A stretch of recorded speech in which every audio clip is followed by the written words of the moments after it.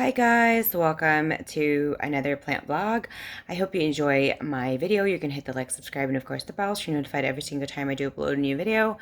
All of what I'm using for this particular plant will be in the description section, so if you're curious, do check that out. Also, all of my social media accounts are also in the description section. If you want to see the other Pilea where this came from, it will be linked above. So if you're curious about that, I'll try to put it in the description section, but sometimes I do forget. So I will try to put it up above. So anyway, this one was potted in the same plant as my Pilea 1. And I actually have 3 of them total now. And I will share with you what I have learned since then. So when I first got this, I thought it'd be really easy with all the same care tips that I found online, and a lot of people were saying the same things over and over again. So basically, this is what I was doing for a while until someone shared how they did it, because I was really frustrated. This is probably the most difficult plant I've ever owned and still do. I was told to use a just regular all-purpose potting soil that is good in retaining some moisture because they like the top to be wet. And an east-facing window is fine. A west-facing window is fatal. And always water, constantly water, like never let the top part of the soil dry out. So I did that. It was surviving, but it wasn't necessarily thriving. So one person, an amazing Pilea Peperomioides angel, stated and shared how she provided care for this plant. She said she lets it dry out. And that's it. Lets it dry out. Also, very fast draining soil, like a cactus, succulent, or palm soil. She said as long as it's very fast draining, it should be okay. So I did that, and they thrived. So when I first purchased this plant, again, I will try to link everything up above. If I do have an unboxing for that, I will put that up. If not, I'll link up the Pilea 1 vlogs so you guys can see the difference. So basically, this one is the only one out of the 3 that sits at a west-facing window. Oh no, I'm sorry. The other one also goes in a west-facing window. I'm sorry. I'm like confused with that. Sorry about that. Like the other one, this one is not directly next to the west-facing window, and it has the plant like obstructions in front of her.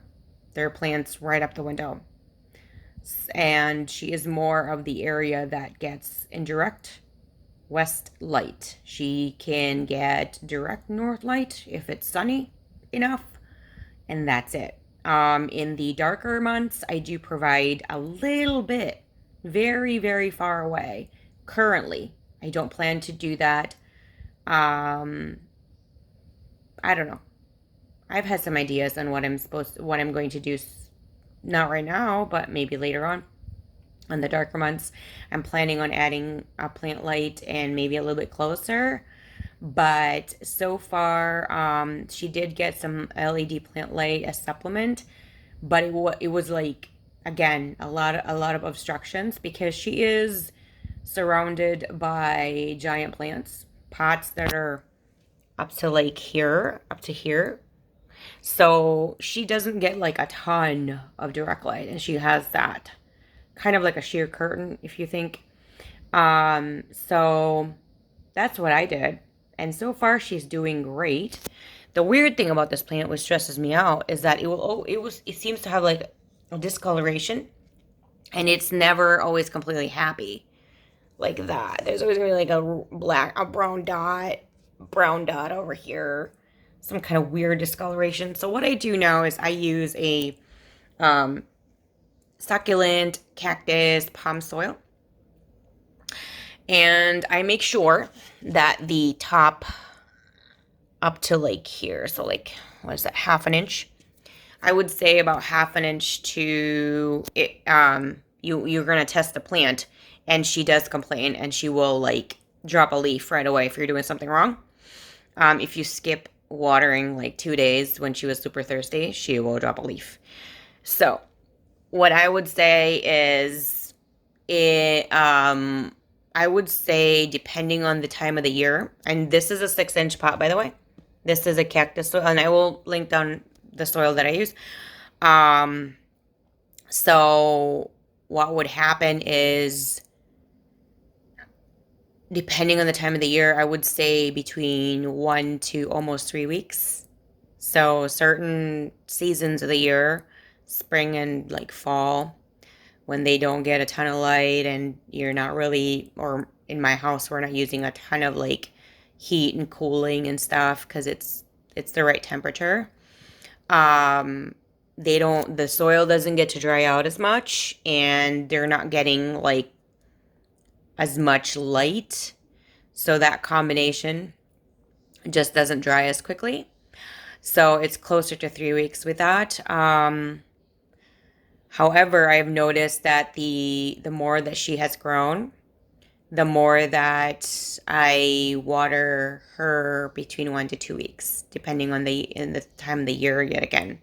So if this leaf goes like super, super low when she reaches kind of like the pot, because this is kind of high, and I do kind of put them around each other to make her, that's just how I want her to look. I don't want it to be super, super droopy.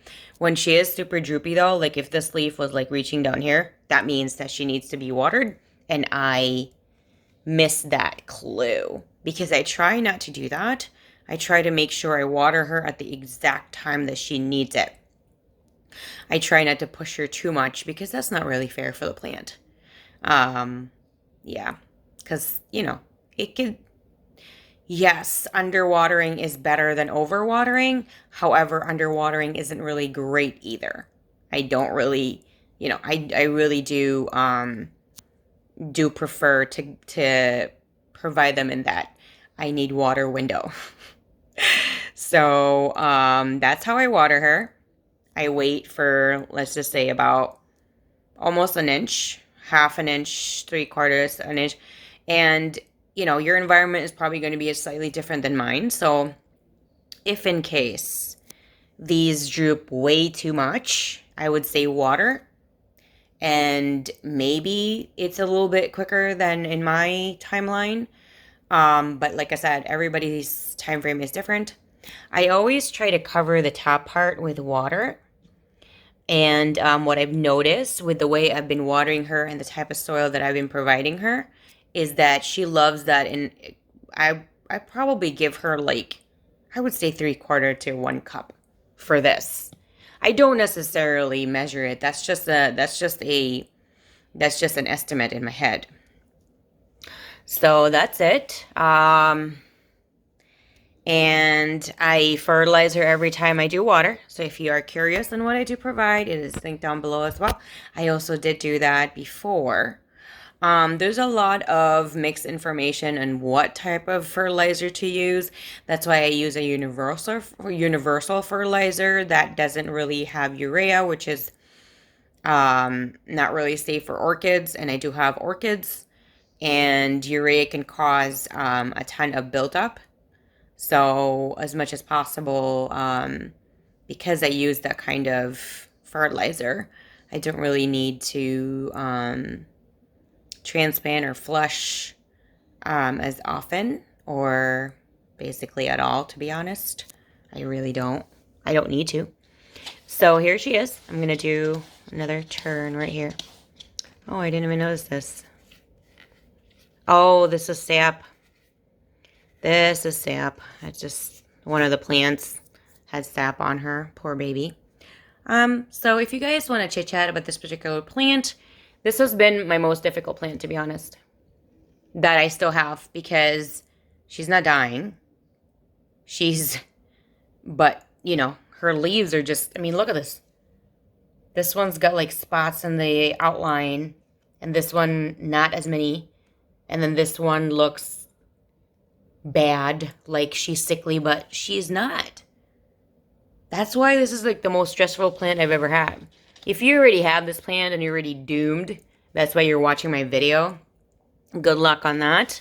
I really, really hope that you've learned a lot from my video, because until I figured out how to really care for this plant, I was stressing all the time because I just couldn't figure it out. I did everything that I researched on and just, following what the plant wanted, and it just wasn't happy.